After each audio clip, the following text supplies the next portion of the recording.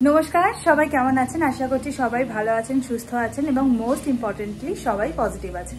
অনেক সময় পার্লারে গিয়ে ক্লিন আপ করে থাকি, তো ক্লিন আপে প্রচুর টাকা নিয়ে নেয়। মানে আমাদের এখানে একটা ভালো পার্লার আছে, তো ওখানে মিনিমাম 700 থেকে 800 টাকা কিন্তু একটা নর্মাল ক্লিন আপে নেয়। কিন্তু ক্লিন আপে কিন্তু কিছুই করে না, জাস্ট ফেস ওয়াশ দিয়ে মুখটা ধোয়, তারপর স্ক্রাবার লাগায়, তারপর একটু স্টিম দেয় এবং একটা ফেস প্যাক লাগায়, একটু ম্যাসাজ করে ছেড়ে দেয়। তো এটা কিন্তু আমরা বাড়িতেই করতে পারি।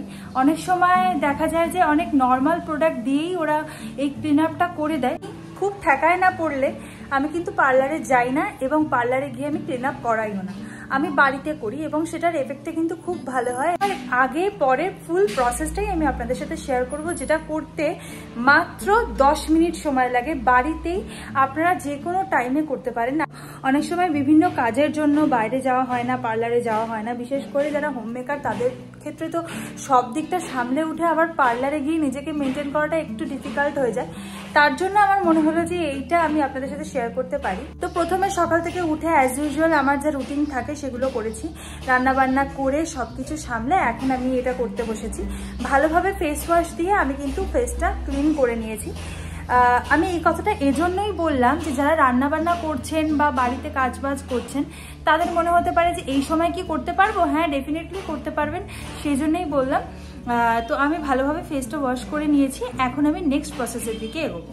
প্রথমে চুলটাকে আগে ভালো করে বেঁধে নিয়েছি। এখন যেটা করব যে একটা বাটির মধ্যে আমি ফুটন্ত গরম জল নিয়ে নিয়েছি।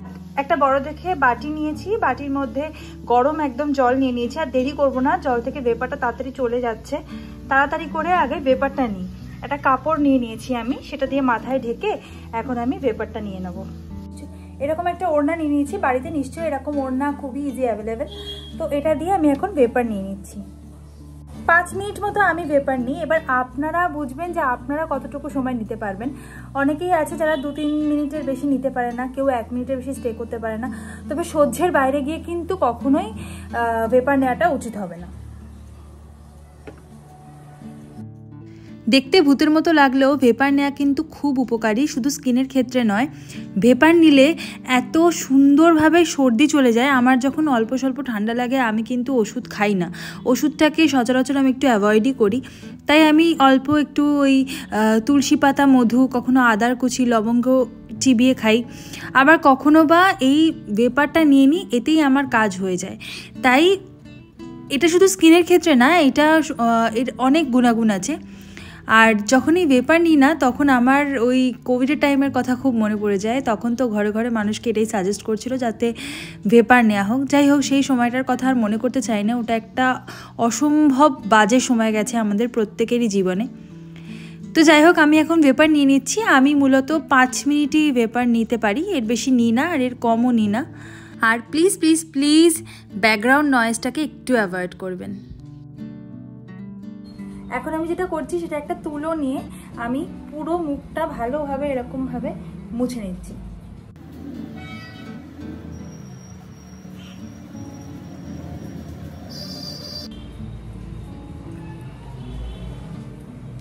এটা শুধুমাত্র আমার ফেস থেকে বেরিয়েছে, আমি কিন্তু ফেস ওয়াশ করেছি তারপরেও।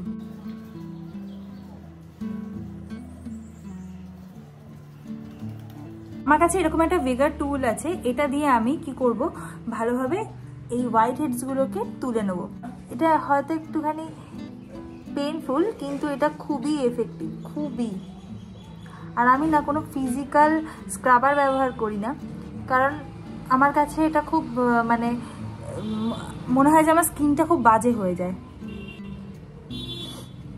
কি পরিমাণ হোয়াইট হেডস উঠছে সেটা বোঝাতে পারছি কিনা জানি না।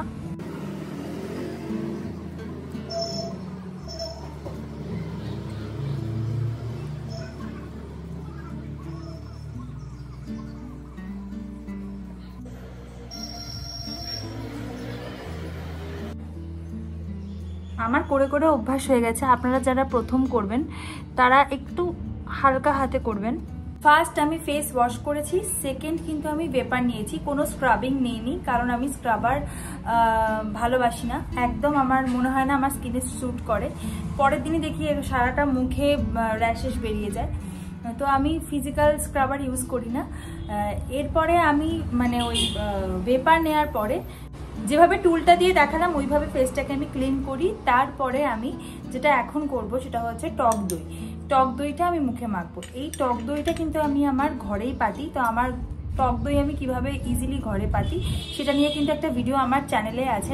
আর আমি প্রত্যেকটা চ্যানেলেই বলি প্লিজ ব্যাকগ্রাউন্ড নয়েজটাকে একটু অ্যাভয়েড করবেন। আমি এখনো পর্যন্ত মাইক কিনে উঠতে পারিনি, তো একটু প্লিজ এগুলো সহ্য করে নিন। আর কি বলবো,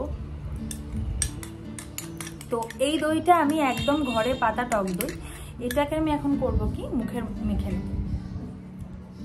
তারপরে এটা 10 মিনিট মতো ফেসে ছেড়ে দেবো। ছেড়ে দেওয়ার পরে আমি তারপরে স্নান করে নেবো। এবার যেটা বলার সেটা হচ্ছে টক দইটা আমি কেন মাখবো। টক দইয়ের মধ্যে ল্যাকটিক অ্যাসিড আছে, যেটা কিন্তু খুব ভালো একটা এক্সফোলিয়েটারের কাজ করে এবং খুব মানে ভালো স্কিনটাকে ময়েশ্চার দেয়। যেহেতু ভেপার নেওয়ার পরে না ওপর থেকে দেখতে না লাগলেও ভেতর থেকে কিন্তু স্কিনটা অনেকটা ড্রাই হয়ে যায়, সেটাকে কিন্তু টক দই খুব ভালোভাবে ব্যালেন্স করে। তো সেই জন্য আমি এখন টক দইটা মেখে নিচ্ছি।